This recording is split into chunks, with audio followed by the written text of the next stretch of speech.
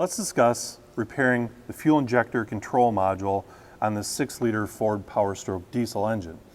Now we're going to go ahead and replace the circuit board with the faulty capacitors and coils, and so no programming is going to be required. We're actually going to repair the circuit board ourselves, and we're going to use this component here. Well, first off, we have to remove the FICM, or the fuel injector control module as it's referred to.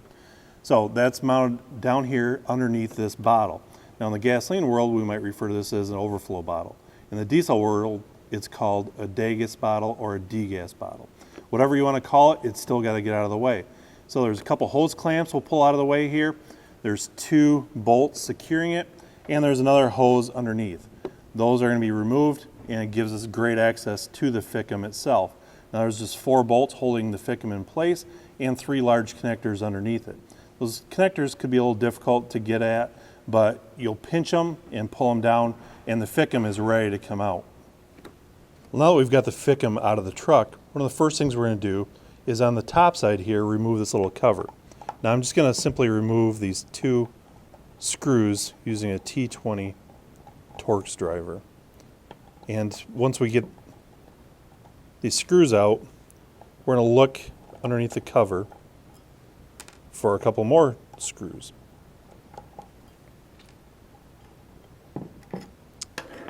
Now inside here, you'll see that there's 4 screws. That's a good sign. Our new FICM is designed for the 4 screw application. Now some of these will have 7 screws in there, and those are non-repairable FICMs. Those were used in a couple of early year applications. So first thing we need to do is ensure that we have just the 4 different screws in here. We do have that, so I'm going to go ahead and use another Torx driver and remove these. Now I'm going to take my T10 Torx driver and remove the 4 of these. Now we want to keep all the different screws that we remove out of here separate.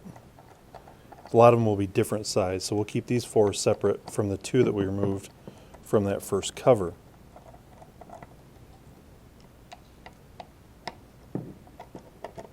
Once the 4 of these are done, now we can flip it over, and we've got several of them holding the 2 halves together. So again, I'm going to take my T20 and remove all of these. Now I've gone ahead and removed all 8 screws holding the 2 halves together, we can separate them. And you'll see as I lift the top part off, this is where those 4 screws came out of earlier. And you'll see all of our control module or chips in this half of the board. We're going to set that off to the side, and we're going to access this portion here in which we're going to replace it. And so now if you look at our new replacement unit, you see they match up quite closely. So we have to remove these plastic covers.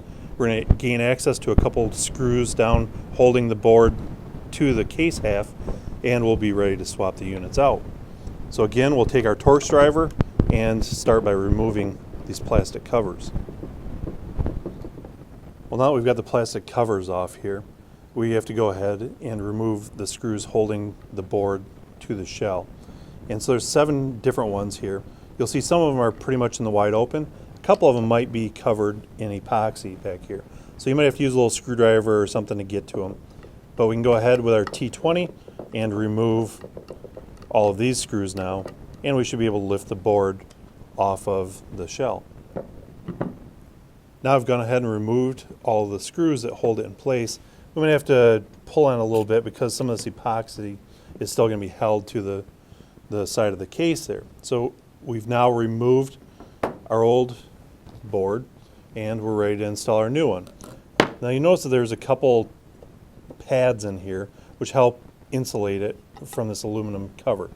Now our new one comes with some additional pads as well. So now I'm going to carefully install our new board down onto the mounting pegs here, and slides in place. Make sure it's sitting on the pads properly, and we'll take our 7 screws and carefully remount it to this half of the case.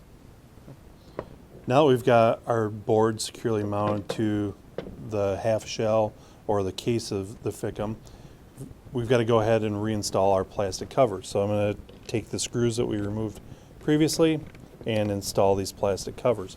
Once we get those in place, I can go ahead and reinstall my cover, and we'll install the screws on the cover to hold it in place. Now that we've got our halves put back together, I've flipped the FICM back upside down, and we've got our 4 screws we need to reinstall on the back side here. So I'm going to use my Torx driver again and gently snug up these bolts. We don't want to over tighten them. We might run the risk of cracking the circuit board, but they need to be good and tight. Once I get all 4 of them in, then it's going to be time to reinstall the cover on the back side, and we can go back out to the truck and install our repaired FICM. Now we've gone ahead and installed the FICM in the truck. Now I'm keying engine off, and we're just in the scan data here looking at a couple of our voltages. First, you'll see like the B+ voltage, or the power going into the FICM, should be pretty close to battery positive. So we're at 11.99 volts. Then the FICM internal power here should be 48 volts. And you can see we're right on the mark. We've gone ahead and repaired our FICM properly. When these things are bad, typically that voltage will be down 36, 28, something like that. And that's the amount of power going to the fuel injectors. And so low power is going to damage those injectors or cause them not to fire at all. And so now that we've gone ahead and replaced this, our voltage is back to where it should be. I'm going to go ahead and clear out any codes that may have been stored by the faulty FICM, and let's see if the truck starts.